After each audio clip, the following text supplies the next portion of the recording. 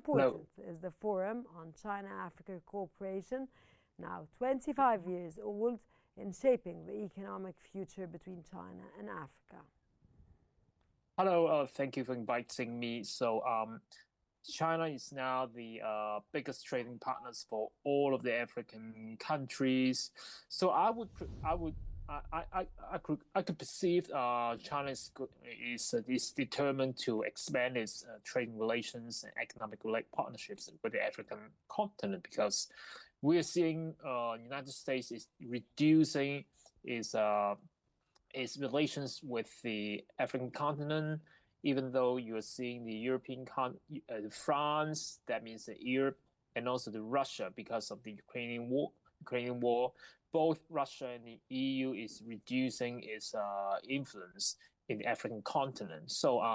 China would be the sole major global power in the world that have the demand and supply to and from the African continent, and also because of the abundant raw material, and also because of the trading relations between the China and Africa, I would see China is going to further strengthen its partnerships with the continent, and that's why we are seeing China is going to lead the global South in the coming years. The partnerships between these two big continents is very important for strengthening the global South. Sir, this week's ministerial meetings and trade expo in Changsha gathered thousands of businesses. What kind of deals are being signed, and how real is the $11 billion figure, sir? Okay, sorry, can you repeat the question? Okay, sir. Yeah, sorry. This year, Yeah. okay. This week's ministerial meetings Yes. and trade expo in Okay. Changsha gathered Changsha. thousands of businesses. What kind of deals are being signed, and how real is the $11 billion figure, sir? Okay. I would say okay. For this, okay. We still have we're seeing the growing businesses with the China African continent as well. I would say because of the okay, I would say the mutual partnerships between the China and Africa, they have the mutual relationships. That is, Africa they needs the China to buy the products, and also the China needs for example, like they need to import the agricultural products and other raw materials from the African continent. So we are seeing this kind of China African Expo is going to be more frequent in the future, and the business size of between these two big continents is going to expand in the future as well.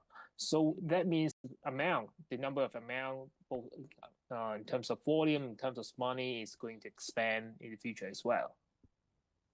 Sir, China has announced zero tariffs on all tariff lines for 53 African countries.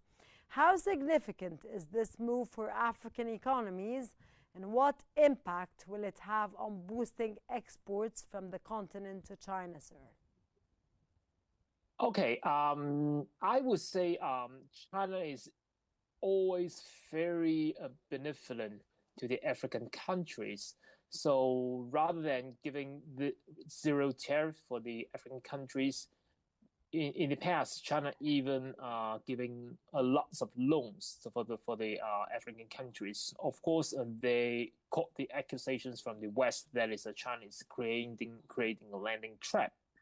But we are seeing that is because of the strategic importance for China. That is, even though relatively the African country is relatively poor and relatively weak in terms of the power, but because China needs the raw materials and the food and other raw materials from the African continent, so that China can strengthen its supply of the raw materials, so that China could still produce the high tech products and then export it to the West and other developing countries.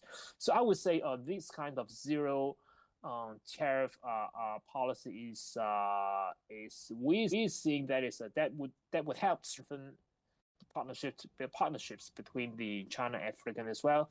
And of course, it would also help the African countries to grow and do more export and do more trade with China. Sir, with the United States and China easing trade tensions, does Africa risk being sidelined in the shifting dynamics between superpowers? I would say first for for this time the China and United States, it seems they are going to just pause the trade disputes. Of course, it's just a pause because both countries would like to gain some for as we say gain some time to try to first is to just cool down the market sentiment and also create some time and space for both sides to think of the coming steps to how to deal with the trade war, trade disputes, and tariffs and other trade-related policies, and try to make a good deal in terms of Beijing or the Washington perspective. But for about the sideline of African countries, I would say since the Donald Trump take the office in his second term, his diplomatic team has already, I would say, sidelined the Africa in terms of the U.S. diplomacy. That is the African continent is not the I would say the important role.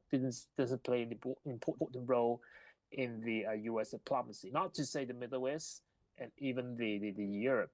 So we are seeing that is China is going to in the coming decade, China is going to dominate the African continent. So Russia used to be Russia has a similar power with China in the African continent because of the Ukrainian war, Russia didn't have much military support for those many military junta in the sub-Saharan African countries.